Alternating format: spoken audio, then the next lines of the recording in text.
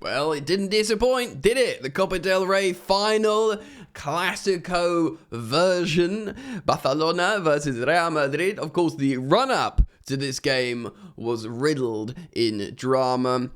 As per usual, Real Madrid kicking up drama in the mainstream news media. There was a sort of rumor that they were going to boycott the final. They didn't turn up for the press conference because they didn't like the referee. I covered all this on a previous video, and Javier Tebas, the head of La Liga, he had some stuff to say as well on social media. Very dramatic.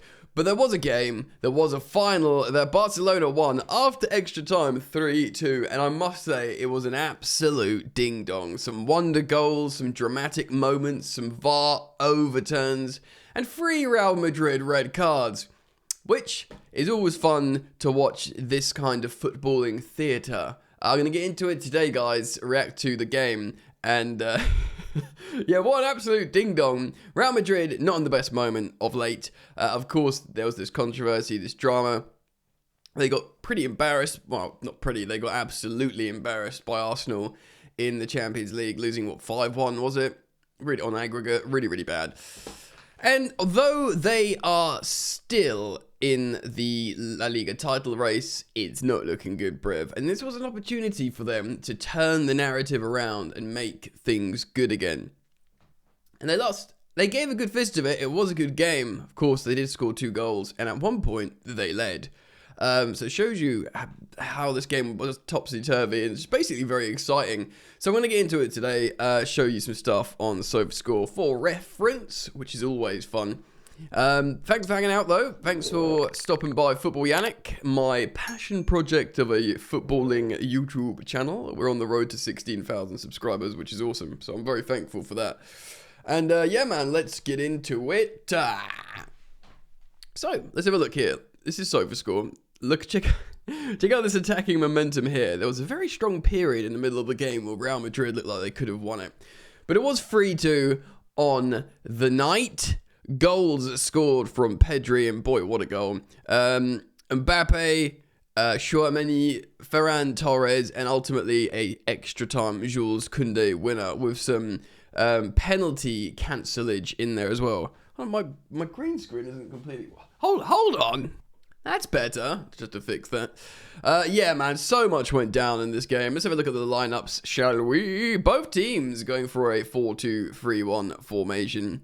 Courtois, who I do think, broadly, is the best goalkeeper in the world. Maybe not having his best game here. Asensio partnering Rudiger. One of the red cardies in the centre-back position. I think he was carrying a bit of a knock. Mundy did start at left-back, but he was a risk, I think, and basically came off very early. Vázquez at right-back. Fede Valverde partnering Aurélien Tchouaméni in the midfield, although Tchouaméni early doors was sort of having to cover too much midfield. Yeah, completing the red card hat-trick out of Vázquez, Rudiger, is Jude Bellingham, who is... I mean, you could tell when Pedri scored that goal, he was like, I want to have a moment. And he made this amazing dribble up the pitch and scored an offside goal. Interestingly, Dani Ceballos and Rodrigo flanking Vinny Jr. Let's just have a look at the heat maps. So Vinny Jr. kind of a left-sided forward. Ceballos, yeah, playing more behind him in support. Rodrigo holding the width on the right, as you'd imagine. And Jude being just kind of a central box-to-box midfielder there. 4-2-3-1 from Barcelona, and yeah, bro, Szczesny, what an incredible story, him coming in.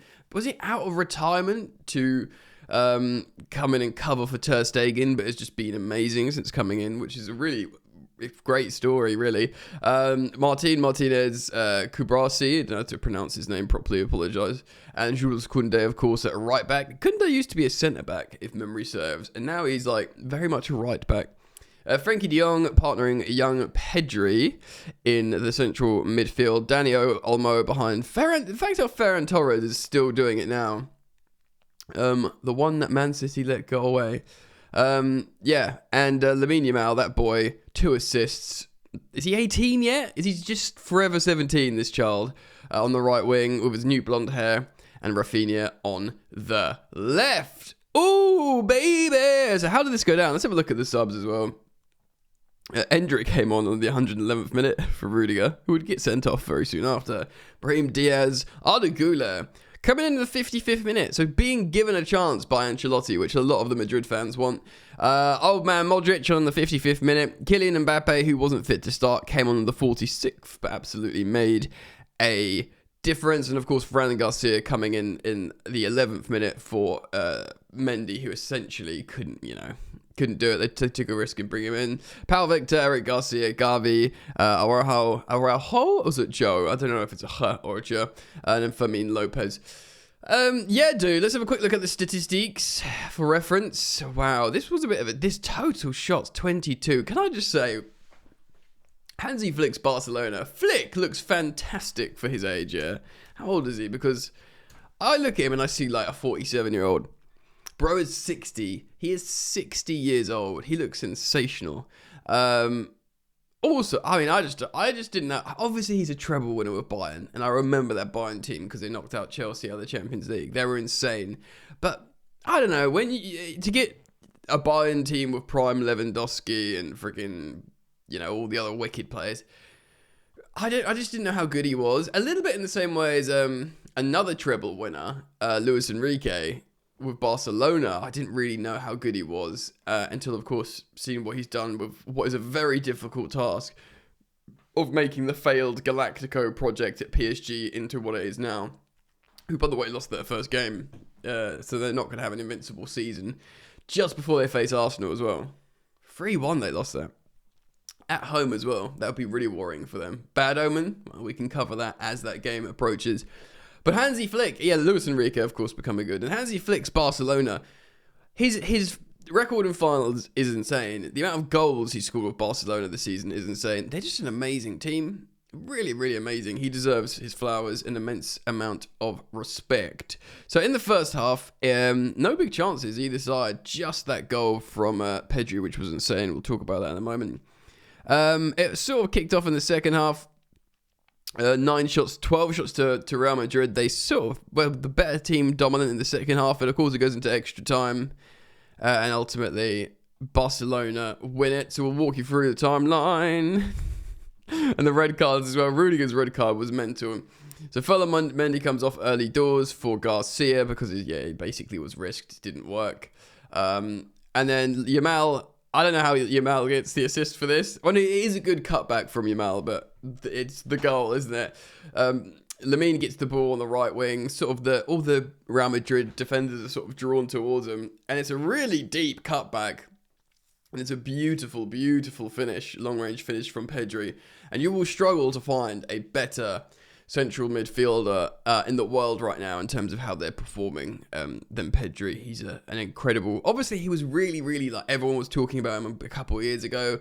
I guess injuries or something came into the equation, and just now he's been really, really, really good. Really good. So an amazing golazzo from Pedri. Tchouaméni booked. Martin booked, and then at halftime. Soon after, Rodrigo comes off from Mbappe.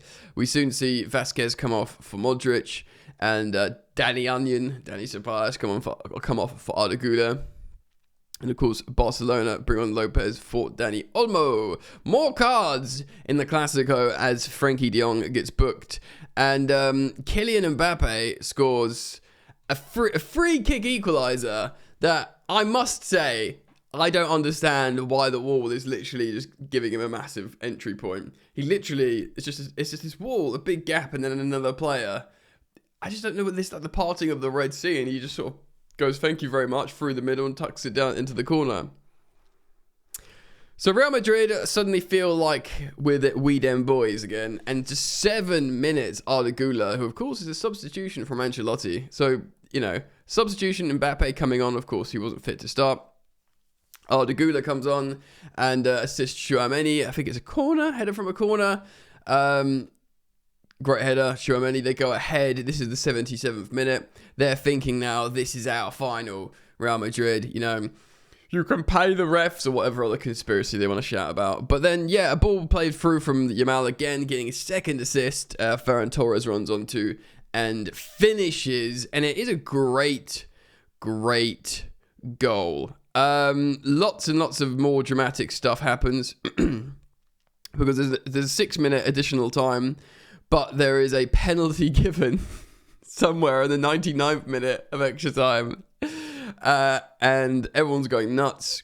Rafinha thought he won a penalty, and then he goes to VAR. Remember, the ref is told to go to VAR. I think, from what I saw, he was trying his hardest, this ref. This is such a hard game to referee. With all the pressure from all the drama around him, I think he did pretty well. So he goes to the VAR team is like, go check this out, dude. And he ends up deciding the decision is Rafinha sort of already going down before contact is made. So he cancels the penalty in the 100th minute and books Rafinha for simulation. We go on into extra time. Pedro comes off for Garcia. Bellingham puts a foul in, gets booked. Rudiger comes off for young Endrick, Brazilian striker Endrick. And Ferran Torres comes off for Victor. And Jules Koundé scores what would be the winner in the 116th minute. The ball falls to him a little bit sort of out centrally. People are sort of giving him a channel to shoot in. I don't know if it's because it's this defender who doesn't score many goals that aren't set pieces. But to be fair to him, it is an excellent low dry finish into the bottom left-hand corner where Thibaut Courtois cannot get. And everyone loses their sugar, as you'd imagine. Jude Bellingham, the hothead he is, gets into an argument, which it looks like it's not even a second yellow. It looks like it's a straight red card for the young English star. And we see a couple more red cards. Lucas Vazquez and Rudiger from the bench. I think at the end of the game at this point, both get red cards. Rudiger's losing his mind. To the point where I think he's got his legs strapped up with ice. and he's shouting, "I will kill you" or something. He like rips the ice off his leg like he's going to throw it at the referee, which obviously is not on. That's naughty. So maybe Rudiger's going to face a big ban for that. I don't know. We'll see what happens. But it was feisty. 3 red cards, a winner in extra time, cancelled VAR penalties, and an absolutely spicy Clasico that sees possibly the best team in the world right now, Barcelona, get over the line and win the Copa del Rey. Let me know what you think, though. Did you watch this? Have you watched the highlights? It was certainly very exciting. I'm always very interested to get your thoughts. Thank you, as always, for supporting the content, liking and subscribing. There's daily content on this channel, of course, Football Yannick. So why not join the fun? All right, I hope to see you back here soon. Peace.